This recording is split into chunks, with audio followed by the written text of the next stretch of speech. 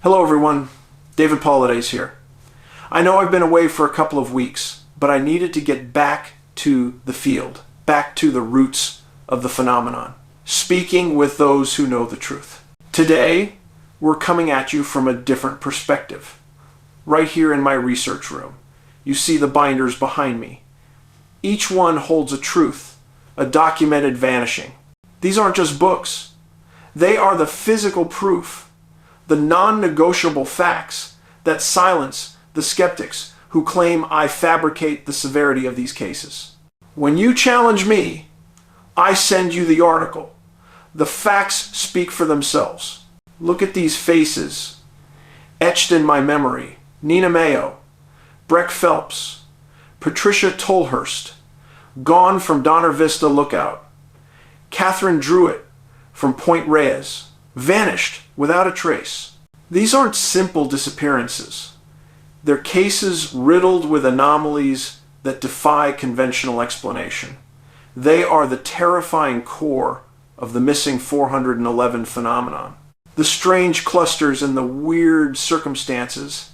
And for those of you who follow my work, you know I'm proud of my research into the Bigfoot reality, the tribal accounts of the wild man and giants. Everything is interconnected when you're dealing with the deep unknown. There are layers of darkness here.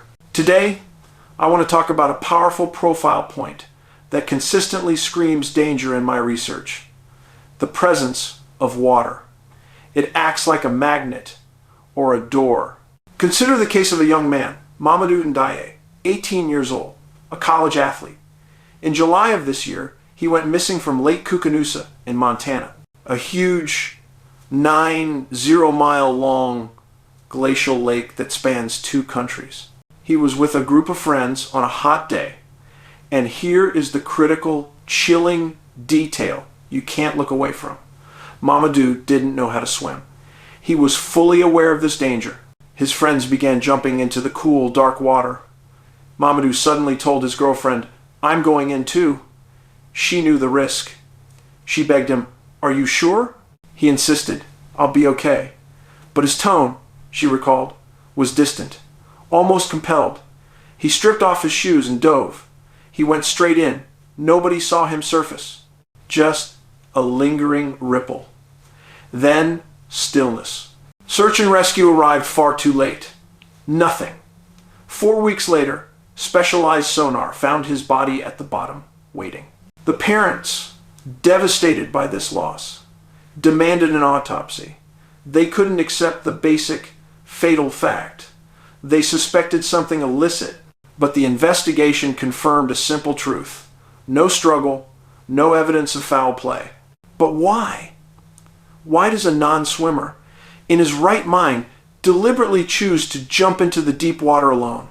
Was it peer pressure? Or could it be something unseen? Could there be a frequency, a sound, or a draw only he could perceive, emanating from the deep water itself? Some primal force that simply takes what it wants? Let's discuss water in the context of the anomalous.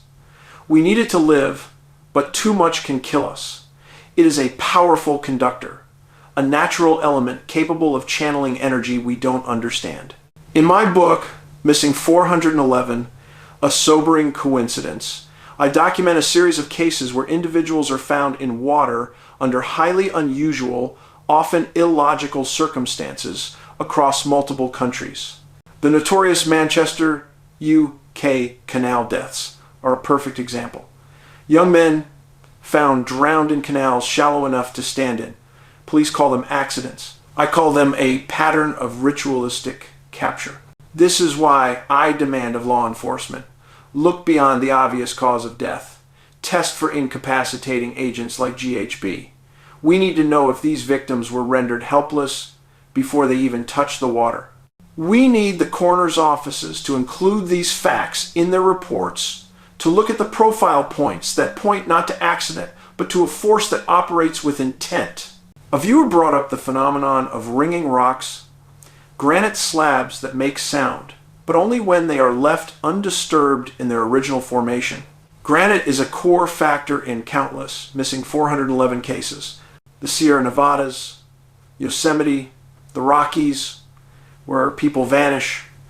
It's all massive piezoelectric granite.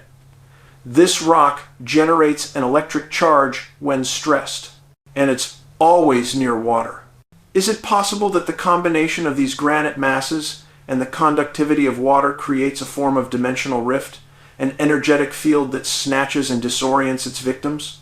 We cannot rule out that this geological combination, this natural environment, is acting as a lure or a weapon operated by something ancient.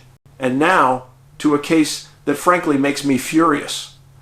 A terrifying failure of investigation. Noah Donahoe in Belfast. Noah, a brilliant one, 4-year-old, vanished on June 21st, 2020. CCTV footage captures something utterly horrifying. After what seemed like a minor fall, he is seen pedaling naked. He shed his clothes and disappeared into a small parkland. 6 days later, his body was found deep inside a storm-drained complex, a kilometer-long labyrinth of concrete. The superintendent admitted he would have to proactively go in there. The police tried to cover this anomaly by claiming a head injury caused him to overheat, but the post-mortem found no head injury. The cause of death, drowning. Here are the missing 411 profile points that scream danger. The separation from clothing and shoes is a classic, terrifying, and illogical anomaly in my research. It precedes the capture.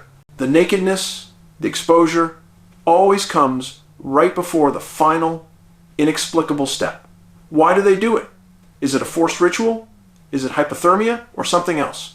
And the location, found in an inaccessible, kilometer-long concrete sewer complex. This is not normal. This does not match an accident.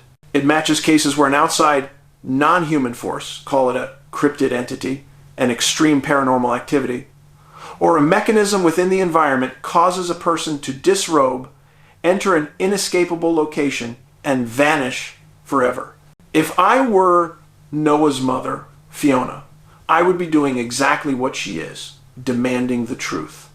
She deserves the release of every single public document. The government needs to be embarrassed into providing the answers. You, the army of truth seekers watching this, I need your help. Fiona, Noah's mother, has a petition.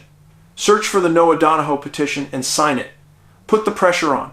The public deserves to know the truth about the hidden phenomenon that is claiming these lives in the most mysterious, illogical ways. We are talking about a pattern of predatory intent. From Mamadou, who was somehow compelled to enter the water he knew would kill him, to Noah, who shed his protection before entering a lethal concrete labyrinth. We are dealing with a profound mystery. My prayers are with these families, but prayers are not enough. We must fight for the facts. When you think of the sheer, illogical horror of these vanishings, remember the ultimate truth. We are not alone in the wilderness.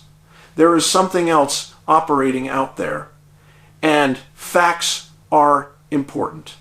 Have a great week.